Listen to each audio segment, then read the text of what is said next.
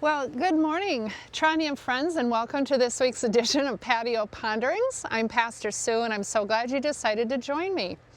So today I am in the back side of the church, out in what we call our prayer garden.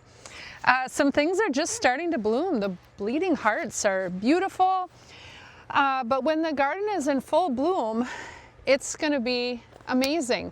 It's such a diverse grouping of plants and trees and flowers, and yet despite its diversity, it grows as one garden.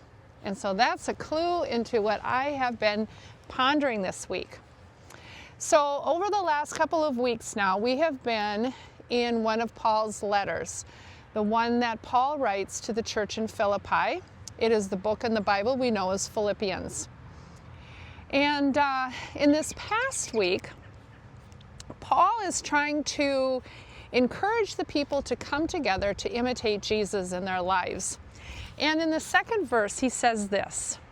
He says, "Complete my joy by thinking the same way, having the same love, being united, and agreeing with each other."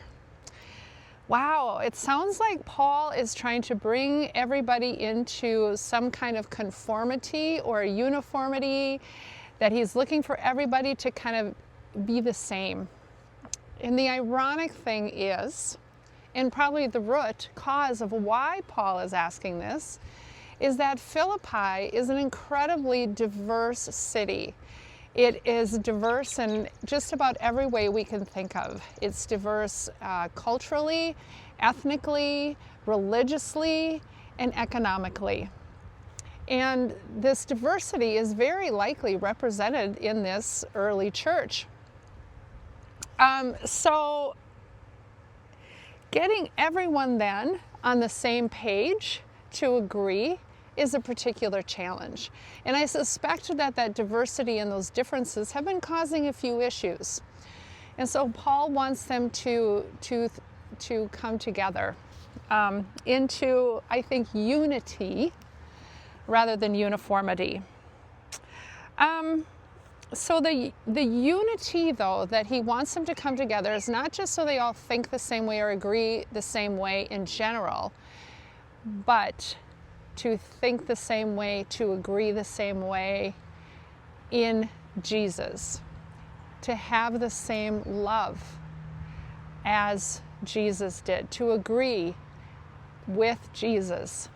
And I think it's this love then, particularly, that unifies it, that unifies the church. Having the same love that Jesus does. That means despite our differences, despite what makes us different from each other, if we have love for each other, if we think of other people and their needs, we can come together around a common purpose, which in this case is the purpose of the gospel. And I was kind of thinking of this in how Paul is trying to bring a very diverse group of people together around one very important overarching purpose and mission. And it feels so appropriate to what we see going on around us right now, particularly in our North American context. We are a very diverse country. We are diverse in all the ways that Philippi was diverse. We're diverse culturally, ethnically, racially, religiously, economically.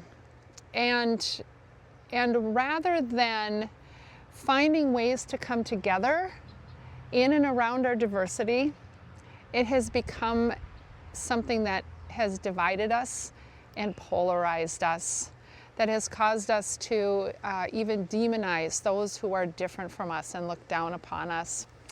And I wonder what would happen, and this is really the essence of what I'm pondering, is what would happen if instead of you allowing our diversity to divide us, that we came together for a higher purpose. And it would be the same higher purpose that Paul is calling the Church of Philippi to come together around, and that is love for our neighbor, What would happen if we united around love for each other and the well-being for each other, rather than dividing ourselves over the differences in each other? What do you think? How could you see a church coming together despite the diversity of those who participate in the church?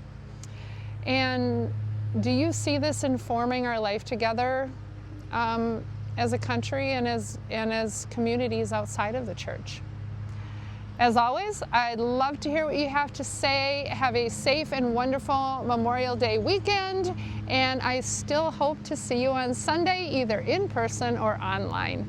Bye. Have a great day.